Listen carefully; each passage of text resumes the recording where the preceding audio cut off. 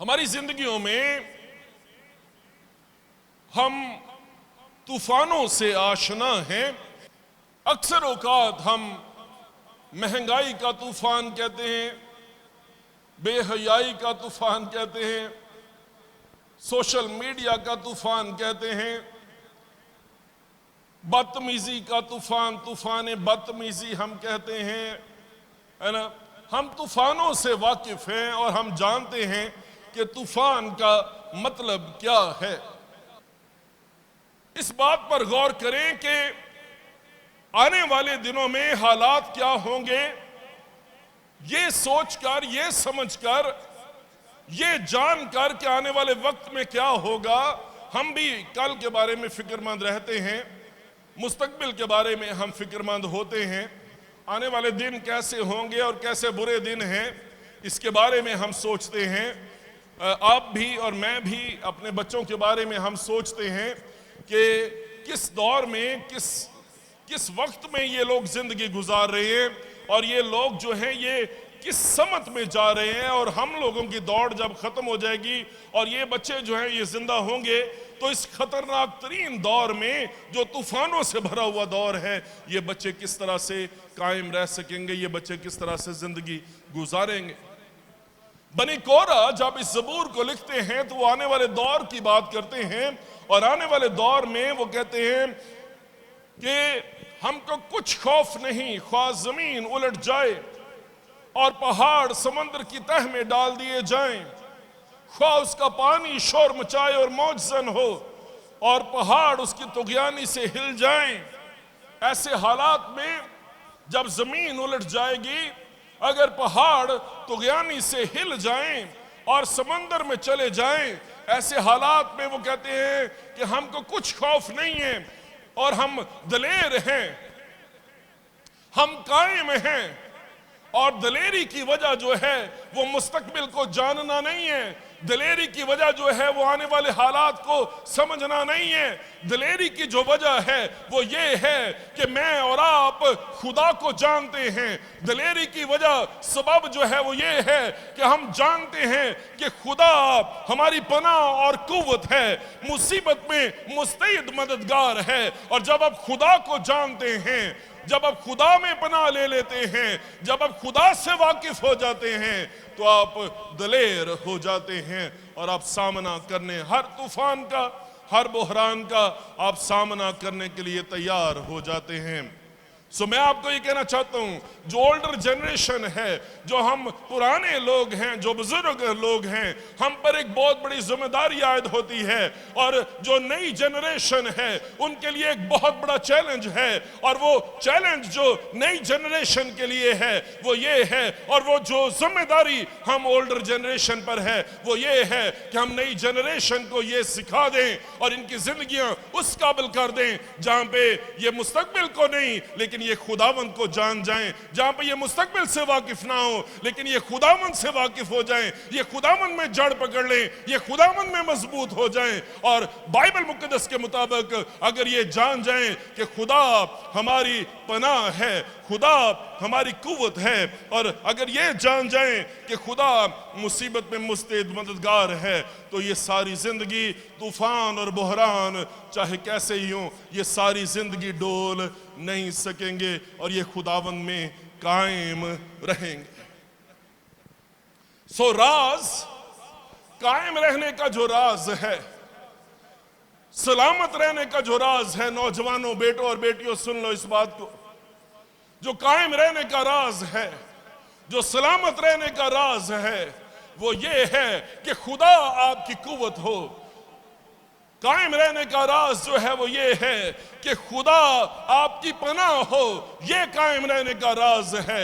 और वो खुदा जो है उसकी सिफ्त है, उसकी क्वालिटी है, उसकी खूबी है कि वो ढीला मददगार नहीं है, वो कमजोर मददगार नहीं है, वो इनएफिशिएंट किस्म का मददगार नहीं है, बल्कि खुदा जो है वो मुसीबत में मुस्तैद मददगार है। चाहे कैसी ही मुसीबत आ जाए, आपके पास एक मुस्तैद मददगार मौजूद है, और वो मददगार हमारा खुदा है। आमीन। इस ज़बूर को तीन हिस्सों में डिवाइड किया गया है। तीन हिस्से हैं इस ज़बूर के, और हर हिस्से के आखिर में एक छोटा सा लफ्ज लिखा है, सिला। सिला लिखा है। ये आप ज़बूर की किताब में अक्सर औकात ये लफ्ज जो है वो लिखा हुआ आपको मिलेगा। सिला का मतलब है रुक जाओ, थोड़ी देर के लिए पॉज करो, ठीक है, थोड़ी देर के लिए रुक कर गौर करो कि जो इंपॉर्टेंट बात है वो की गई है, और ये बात जो इंतहाई अहमियत की हामिल है, इसका मतलब क्या है, इस पर गौर करने की जरूरत है। थिंक एंड पॉन्डर, है ना, इस पर जो है वो गौर करें, गौर खौस करें, इस पर ध्यान लगाएं और थोड़ी देर के लिए रुक जाएं। अब गौर करें कि जो पहला मेंशन किया गया है सिला, वो मेंशन किया गया है तीसरी आयत के आखिर में, जहां पे खौफ, पहाड़, समंदर की तह, पानी शोर मचा रहा है, मौजन है, पहाड़ उसकी तुगयानी से हिल जाएं, और उसके आखिर में लिखा है सिला। और फिर उसके बाद दो दफा और लिखा है सिला, और जो दूसरी दफा है वो लिखा है लश्करों का खुदावंद हमारे साथ है, याकूब का खुदा हमारी पनाह है। सिला, लश्करों का खुदावंद हमारे साथ है, याकूब का खुदा हमारी पनाह है, और उसके आगे सिला लिखा है। और फिर उसके बाद इस ज़बूर की जो आखिरी आयत है उसमें भी यही बात लिखी है कि याकूब का खुदा, लश्करों का खुदावंद हमारे साथ है, और याकूब का खुदा हमारी पनाह है, और फिर उसके सिला लिखा है। अगर आप गौर करें, पहले वो तूफान और बहरान और तुगयानी की और समंदर की बात करता है, मौजन होने की बात करता है, और वो कहता है कि इस पर गौर करने की जरूरत है। लेकिन वो कहता है कि तूफान पर जितना आप गौर करते हैं, तूफान आपके गौर करने से रुक नहीं जाएगा। वो ये कह रहा है कि डबल एम्फोसिस, दोहरा जोर जो है, दोहरा ध्यान जो है, वो आपने इस बात पर लगाना है। दो दफा एक आयत रिपीट की गई है, लश्करों का खुदा हमारी पनाह है, याकूब का खुदा जो है, याकूब का खुदा, लश्करों का खुदावंद हमारे साथ है, याकूब का खुदा हमारी पनाह है। ये बात, ये आयत दो दफा रिपीट की गई है, दो दफा ये आयत की गई, लिखी गई है, और लिखे जाने का मकसद, उसके आखिर में सिला लिखा है, लिखे जाने का मकसद जो है वो ये है कि आपका दोहरा गौर खौस, डबल अटेंशन, डबल मेडिटेशन तूफान पर नहीं होनी चाहिए। आपकी डबल अटेंशन जो है वो खुदावंद, जो लश्करों का खुदावंद है, और याकूब का जो खुदा आपकी पनाह है, आपका दोहरा ध्यान, आपका दोहरा ख्याल इस बात पर होना चाहिए कि आपका मददगार कौन है, आपका साथी कौन है जो आपको बचा सकता है, कौन है जो आपको छुड़ा सकता है। जिंदगी गुजारने, कामयाब जिंदगी गुजारने का जो राज आपको ज़बूर नंबर 46 में मिलेगा, वो आपको कहीं और नहीं मिल सकेगा। सो हम ये सीख रहे हैं कि जब परेशानियां आए, जब मुसीबतें आए, जब तूफान आए, जब आप दिल बर्दाश्ता हो जाएं, जब लोग आपका दिल तोड़ दें, इस बात को महसूस करें कि लश्करों का खुदावंद आपके साथ है, और याकूब का खुदा आपकी पनाह है। लश्करों का खुदावंद आपके साथ है, और याकूब का खुदा आपकी पनाह है। इस बात को याद रखें, और अगर ये आयत आपको याद हो जाए, अगर ये बात आपके ध्यान में रहे कि खुदा हमारी पनाह है, खुदा हमारी कुव्वत है, खुदा मुस्तैद मददगार है, खुदा मुसीबत में न्यूट्रल नहीं हो जाता, खुदा मुसीबत में मुस्तैद मददगार बन के आपके साथ खड़ा होता है। आमीन। सो जितना जोर, जितना ध्यान आप तुगयानी पर और मौजन होने पर और समंदर पर और लहरों पर और शोर पर लगा रहे हैं, उससे डबल ध्यान आपने खुदावंद पर लगाना है। हम लोग इंसान होते हुए शागिर्द हमारी जिंदगियों की बेहतरीन अक्कासी और नुमाइंदगी करते हैं।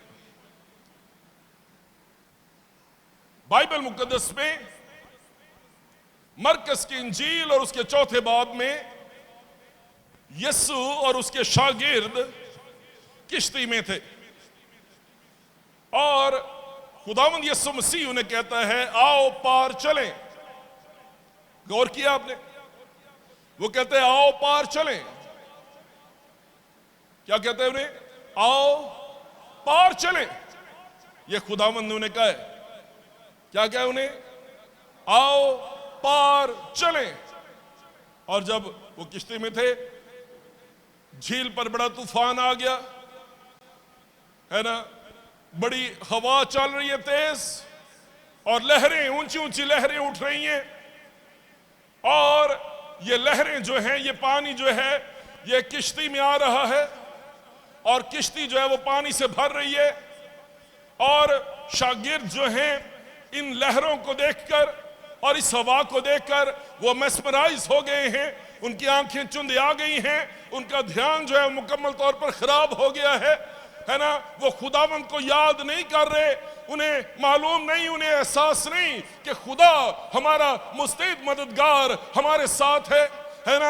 वो ये भूल गए हैं कि खुदा हमारी पनाह और हमारी कुव्वत है और वो मुसीबत में मुस्तैद मददगार है। और ऐसे में वो खुदा के कलाम को, खुदा की बात को, खुदा के ऑर्डर को, खुदा के वादे को, उसके हुक्म को भूल गए हैं। उसका हुक्म ये है, उसका ऑर्डर ये है, उसका कलाम ये है, आओ पार चलें। और ये शागिर्द लहरों और तूफान और हवाओं को देखकर उसे जगाते हैं और उसे उठाते हैं और उसे कहते हैं खुदावंद क्या तुझे मालूम नहीं हम हलाक हुआ जाते हैं।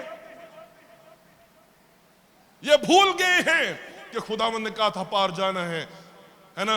लहरों और तूफान और परेशानियों को देखकर इनकी कंसंट्रेशन जो है वो अब डबल कंसंट्रेशन, डबल ध्यान इनका लहरों और पानी और तूफान पर है। और ये भूल गए हैं कि खुदावंद ने कहा था पार जाना है। ये लोग ये कह रहे हैं खुदावंद तुझे फिक्र नहीं, हम पार नहीं जा रहे, हम नीचे जा रहे हैं, हम नीचे जा रहे हैं, हम डूबे जा रहे हैं खुदा। और मैं आपको चैलेंज करना चाहता हूं आज सुबह लिविंग स्टोन्स चर्च में, अगर आप तूफान को और शैतान को चौधरी बनाए हुए हैं और आपका ज्यादा ध्यान बदरुओं पर रहता है और आपका ज्यादा ध्यान इस बात पर रहता है कि तूफान आ रहे हैं, परेशानियां आ रही हैं, ये हो रहा है, वो हो रहा है, तो मैं आपको ये कहना चाहता हूं, मेरी बात सुने ध्यान से। वो कहता है तूफान नेचुरल है और उन पर ध्यान लगाना चाहिए, उनको देखना चाहिए, उन पर नजरें फिक्स करनी चाहिए। वाकई हकीकत में है ना, उसको देख के आंखें बंद नहीं कर लेनी चाहिए, इसीलिए वो सिला लिखा है। लेकिन वो कहता है कि उससे ज्यादा ध्यान जो है, उससे डबल ध्यान जो है वो इस बात पर लगाने की जरूरत है कि लश्करों का खुदावंद, डबल ध्यान इस बात पर होना चाहिए कि लश्करों का खुदावंद हमारी पनाह है, लश्करों का खुदावंद हमारी पनाह है और याकूब का खुदा हमारे साथ है। जब याकूब का खुदा हमारे साथ है और लश्करों का खुदा मेरी और आपकी पनाह है, तो कौन सा वो माइकलाल है, कौन सा वो तूफान है, वो कौन सा बहरान है जो मुझे पार जाने से रोक सकता है। कोई तूफान मुझे नीचे नहीं लेके जा सकता, है ना। कोई तूफान इस काबिल नहीं है कि मेरी कश्ती को डुबो दे। हर तूफान को यीशु मसीह के सामने, जो मेरा मुस्तैद मददगार है, जो मेरा साथी है, जो मेरे साथ खड़ा है, हर तूफान को, हर बहरान को जो है वो सर झुकाना। इसीलिए बाइबल में लिखा है वो उठा और उसने हवा को झिड़का और उसने पानी को कहा थम जा, साकत हो जा, और झील पर बड़ा अमन हो गया। वो बड़े हैरान होकर ये कहने लगे ये कौन है कि हवा और पानी भी उसका हुक्म मानते हैं। ये मेरा और आपका खुदा है। अगर मैं और आप उस पर ध्यान लगाना शुरू करें, ये मेरा और आपका खुदा है, ये मेरा और आपका निजात देने वाला है, ये हमारा मुनज्जी है जो 2023 में भी गालिब है और वो तूफानों, बहरानों को, हवाओं को रोकने के काबिल है। वो हुक्म देता है, वो ऑर्डर देता है और तूफान की नानी भी हमारे सामने खड़ी हो, उसे सर झुकाना पड़ता है, क्योंकि कोई उसके ऑर्डर को बातिल नहीं कर सकता, उसके हुक्म को टाल नहीं सकता। अब मैं आपसे पूछना चाहता हूं, आपकी क्या सलाह है? आपका इरादा क्या है? आपका इरादा क्या है? उसने ऑर्डर किया है, उसने कलाम जारी किया है, आओ पार चलें। आप कहां जा रहे हैं? आप पार जा रहे हैं कि आप नीचे जा रहे हैं? और अगर लश्करों का खुदावंद आपके साथ है और याकूब का खुदा आपके पनाह है, कौन है जो आपका सामना कर सकता है? कौन है जो आपकी मुखालफत कर सकता है? कौन है जो आपको रोक सकता है कि आप पार ना जाएं और आप नीचे चले जाएं? कोई चीज आपको डबो नहीं सकती, कोई तूफान आपको हलाक नहीं कर सकता, क्योंकि लश्करों का खुदावंद आपके साथ है। इस बात पर भरोसा कर लें। इस बात के आखिर में सिलाह लिखा है, और यह आयत 2 दफा की गई है। 2 दफा करने का मतलब यह है कि बनी नो इंसान इस बात को याद कर ले, कलीसिया इस बात को याद कर ले कि लश्करों का खुदावंद हमारे साथ है और याकूब का खुदा हमारी पनाह है। आमीन, आमीन। अगर आप गौर करें तो यहां पे जो तस्वीर कशी की गई है, वो कहते हैं हमको कुछ खौफ नहीं, ख्वाह जमीन उलट जाए, पहाड़ समंदर की तह में डाल दिए जाएं, ख्वाह उसका पानी शोर मचाए और मौजन हो, और पहाड़ उसकी तुगयानी से हिल जाएं। वो बात कर रहा है, शोर मचाए, तुगयानी से हिल जाएं। वो जलजलों की बात कर रहा है। जैसे ही जलजला आता है, हम लोग भाग के टीवी लगाते हैं और सेस्मोलॉजी जो डिपार्टमेंट है उसकी खबर का इंतजार करते हैं कि ये जो झटका मुझे लगा है इसकी शिद्दत क्या थी, और आप ज़हनी तौर पर तैयार हो जाते हैं कि आज 5:30 का आया है और हो सकता है किसी दिन 8:30 और 9, 9:30 और 10 का भी आ जाए, तो फिर मैं जो है उसके लिए ज़हनी तौर पे मुझे तैयार रहने की जरूरत है। बाइबल मुकद्दस में ज़बूर नवीस ये कहता है कि पहाड़ जो है वो हिल जाएं, है ना, मेरे नीचे जो जमीन है जिस पर मैं खड़ा हूं, अगर वो शेक होना शुरू हो जाए तो ऐसे हालात में भी मैं खौफजदा नहीं हूंगा। और वो कहता है कि चाहे समंदर जो है वो मौजन हो और उसकी तुगयानी जो है वो शोर मचाए। वो बात कर रहा है कि ये जो तुगयानी है जो शोर मचा रही है, ये थ्रेट्स की सूरत में, ये धमकियों की सूरत में अगर मेरे सामने हो, चाहे मुझे थ्रेट्स मिल रहे हो, चाहे मुझे धमकियां मिल रही हो, और चाहे मेरे नीचे जमीन जो है वो हिल रही हो और सिरक रही हो, ऐसे हालात में भी खुदा मेरी कुव्वत है, खुदा मेरी पनाह है, और वही मुसीबत में मेरा मुस्तैद मददगार है। हम लोग जल्जलों की जमीन में, हम लोग थ्रेट्स की जमीन में रहते हैं, और ये जो मॉडल हमारे सामने पेश किया गया है, ये मॉडल जो है ये बिल्कुल उलट है जो पैदाइश की किताब उसके पहले बाब में मॉडल है, जो खुदा ने मुकर्रर किया है उससे बिल्कुल उलट है। बाइबल मुकद्दस को पढ़ें, बाइबल मुकद्दस में पैदाइश की किताब में उसके पहले बाब में और उसकी पहली आयत में क्या लिखा है? इब्तिदा में खुदा ने जमीन और आसमान को पैदा किया, और जमीन वीरान और सुनसान थी और गहराओं के ऊपर अंधेरा था, और खुदा की रूह जो है वो पानी की सतह पर जुम्बश करती थी। और उसके बाद जो है वो देखें खुदा किस तरह से ऑर्डर लेके आया है, ऑर्डर लेके आया है। खुदा ने खुश्की को पैदा किया, उसने खुश्की को जमीन का, और उसने पानी जो जमा हो गया था उसे उसने समंदर कहा। वो कहता है शाम हुई और सुबह हुई, सो पहला दिन, शाम हुई और सुबह हुई दूसरा दिन, शाम हुई और सुबह हुई तीसरा दिन। आपको पहले 3 दिन, ये कौन से दिन हैं कि जब सूरज और चांद नहीं बने, लेकिन फिर भी खुदा कह रहा है शाम हुई और सुबह हुई, सो पहला दूसरा तीसरा दिन। ज़बूर नंबर 46 पैदाइश की किताब और उसके पहले बाब का उलट है, उसकी जिद है कि वो सब कुछ जो खुदा ने खलक किया है, वो सब कुछ जो खुदा ने बनाया है, वो ऑर्डर जो खुदा ने कायम किया है, अगर उस ऑर्डर, अगर उस जो कुछ तख्लीक किया गया है उसके रिवर्स भी हो जाए, उसके उलट भी हो जाए, तो भी खुदा हमारी पनाह है, खुदा हमारी कुव्वत है। खुदा ने आपके खानदान को बनाया है, खुदा उसका मुहाफिज है, खुदा आपके साथ है, खुदा आपका मददगार है। लेकिन उस सब के बावजूद अगर जमीन उलट जाए, अगर जमीन उलट जाए और समंदर जो है वो शोर मचाए और पहाड़ जो है वो समंदर में जा गिरे और उसकी तुगयानी जो है वो शोर मचाए और पहाड़ उसकी तुगयानी से हिल जाएं, है ना, जो कुछ खुदा ने बनाया है, जो कुछ ऑर्डर किया है, वो डिसऑर्डर में चेंज हो जाए, वो कहता है फिर भी खुदा हमारी पनाह है,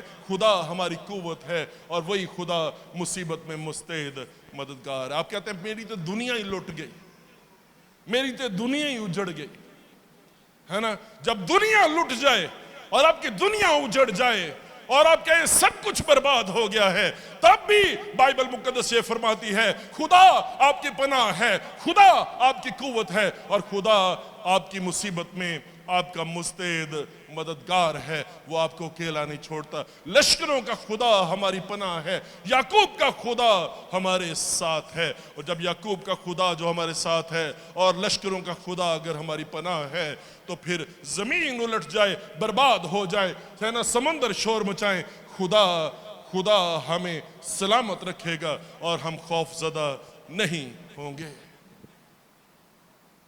आमीन। आपका क्या हाल है? सुने, वो ये कहता है ऊपर जो पानी है ना, बादलों में, फिजा में पानी है, इस जमीन पर पानी है। दूसरी बात, 3 डायरेक्शंस की बात करता है। वो कहता है आसमान में पानी है, जमीन पर पानी है। तीसरी डायरेक्शन वो कहता है जमीन के नीचे भी पानी है। ठीक, वो ये कहता है अगर ये तीनों डायरेक्शंस जो हैं, अगर ये तीनों समतें मेरे खिलाफ हो जाएं, तो भी मैं घबराने वाला नहीं हूं, मैं खौफजदा होने वाला नहीं हूं, क्योंकि ये तीनों समतें जो है वो फाइनल नहीं है। एक चौथी समत भी है और वो चौथी समत जो है वो खुदा की समत है। और वो ये कहता है खुदा जो चौथी समत है वो मेरी पनाह है, खुदा मुसीबत में मुस्तैद मददगार है, वो लश्करों का खुदा है, वो मेरी पनाह है, वो याकूब का खुदा है, वो मेरे साथ है। आपका हाल क्या है? मुझे एक बात बताएं। वो कहता है कि इर्द गिर्द की कौमें जो तूफान बदतमीजी को बर्पा किए हुए हैं, उनमें यरूशलेम में एक दरिया है और ये यरूशलेम का जो दरिया है ये फरहत पहुंचाने के लिए है, ये राहत पहुंचाने के लिए है, ये जमीन को सैराब करने के लिए है, ये बदतमीजी करने के लिए नहीं है। अब उसके जवाब में अगर आप गौर करें तो एक दरिया कलीसिया भी में भी तो है, एक दरिया चर्च में से भी तो बहता है और ये दरिया जो है ये बपतिस्मे की सूरत में बहता है ना। ये दरिया बपतिस्मे की सूरत में बहता है और ये दरिया जो है, जो बपतिस्मे की सूरत में पानी जो आपको चर्च के अंदर भी नजर आता है, जो जिसमें हम बपतिस्मा लेते हैं, ये दरिया जो है ये जो है भेजता है जमीन को सैराब करने के लिए, लोगों को जारी और सारी करता है। क्या क्या मैं अब आपसे एक बात पूछना चाहता हूं। आप लोग चर्च में चैलेंज लेकर आए हैं कि पादरी साहब हम लोग समंदर और उसकी लहरों के शोर से सरासीमा हैं, परेशान हैं। क्या ख्याल है? पहाड़ तुगयानी से हिल गए हैं, पहाड़ समंदर की तह में डाल दिए गए हैं। पादरी साहब हर तरफ नाउमीदी है। ऐसे हालात में जो खुदा का कलाम है, आप खुदा के सामने एक चैलेंज लेकर आए, खुदा आपके सामने एक चैलेंज रखता है और वो चैलेंज जो खुदा आपके सामने रखता है वो यरूशलेम की सूरत में है, वो कलीसिया की सूरत में है, वो बपतिस्मे की सूरत में है, वो दरिया की सूरत में है, वो स्ट्रीम की सूरत में है, इस नदी की सूरत में है, जो खुदा आपको भेजना चाहता है और वो भेज के आपको जमीन को सैराब करने का वसीला और बायस बनाना चाहता है।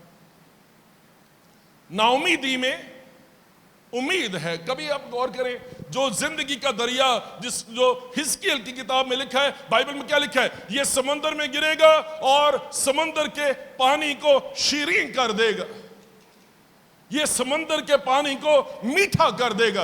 दुनिया को मीठा करने का जो तरीका है वो खुदा ने कलीसिया की सूरत में इस जमीन पर रखा है। जब हम उसके गवाह बनकर खड़े होते, जब हम यहां से जाते हैं और जाकर खुदावंद के कलाम पर कायम रहते, मुनादी करते, अपनी जिंदगियों से खुदावंद के कलाम की, उसके नाम की गवाही हम देते हैं। यीशु मसीह ने यूहन्ना की इंजील उसके 7वें बाब में क्या कहा, उसने कहा मैं हूं वो जिंदगी का पानी, जो कोई इसमें से पिएगा उसके अंदर से, जैसा किताब मुकद्दस में लिखा है, जिंदगी के पानी की नदियां जारी होंगी।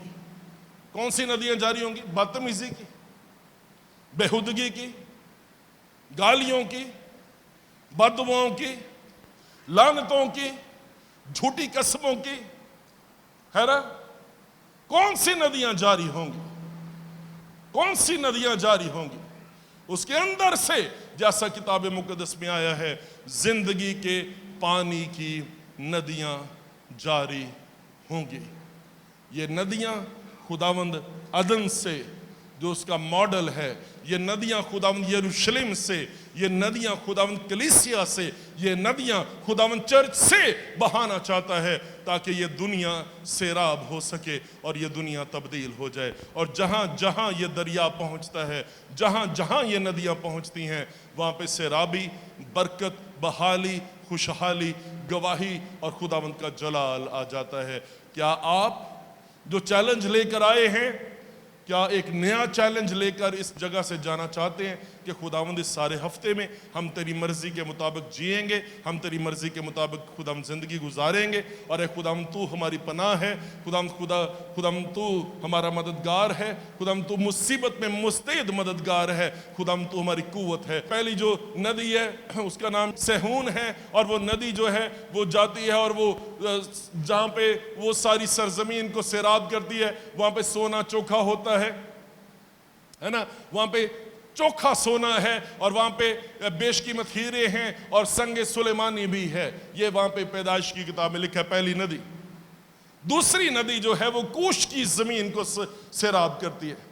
और फिर लिखा है तीसरी नदी जो है उसका नाम दजला है, और चौथी नदी जो है उसका नाम फरात है ना। आप दजला में हो, आप फरात में हो, आप बाबल में हो, आप जहां कहीं पर भी हो, आप खुदावंद के गवाह बनकर खड़े हैं, है ना। ना सिर्फ ईमानदारों के बीच में जहां पे संगे सुलेमानी है, जहां पे बेशकीमत हीरे हैं, जहां पे सोना है ना, चांदी और जवाहरात हैं, ना सिर्फ आप उनके दरमियान में गवाह हैं, ना सिर्फ आप उनके दरमियान में चमक रहे हैं, ना सिर्फ आप उनको सैराब कर रहे हैं, बल्कि आप दजला और फरात में भी खुदावंद के कलाम की गवाही दे रहे हैं।